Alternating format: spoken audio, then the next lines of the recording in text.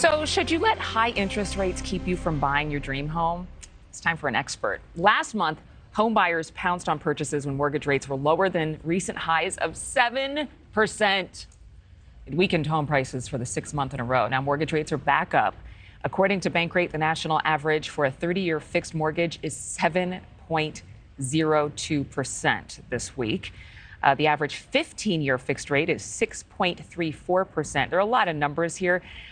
They do expect that these numbers will go down a little later in the year. But is it best to wait? Should you be just saving your money and dreaming and hoping that your time will come? Well, we asked Barry Habib, CEO of MBS Highway, an industry-leading platform for mortgage loan officers, to share the keys to home buying. Okay, so let's just get right to it. Should we buy right now? Can we buy? Is there a way to get around those high interest rates? Well, thanks for having me on. And yes, I think that right now actually provides a very interesting opportunity. So we had seen interest rates dip just a little bit in January. And what happened? Activity sparked. And as activity sparked, we had multiple offers and sellers were less likely to give you a bit of a discount on that home. Now, what we have to understand is, why did interest rates move up during the month of February? You could trace it to the jobs report that we got that would appear stronger than expected, but it really wasn't.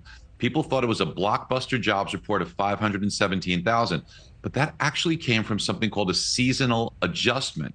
In addition to that, it was something called a population control adjustment. It sounds like it should be in a sci-fi movie, right? So what is a population control adjustment?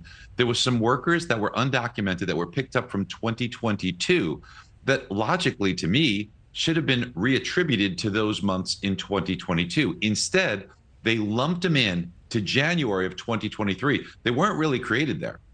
And as a result, the unemployment rate went down to what appears to be a 50-year low when it really wasn't. So the key here is to understand that when we get the March jobs, or when we get the report for February on March 10th, that will more than likely be more indicative of where the market is. Maybe rates begin to come down. And mortgage rates really depend on inflation to drive them. Okay, Barry, real quick, you are way smarter than me.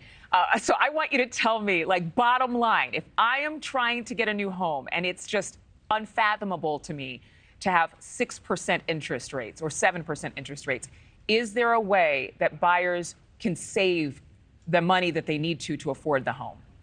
Yeah, well, right now, what you could do is you can utilize a little bit of fear in the market to get the seller to not just drop the price, but instead of dropping the price, which they are more willing to do, use something called the seller contribution. Take that money and utilize it towards something called a 2-1 buy down.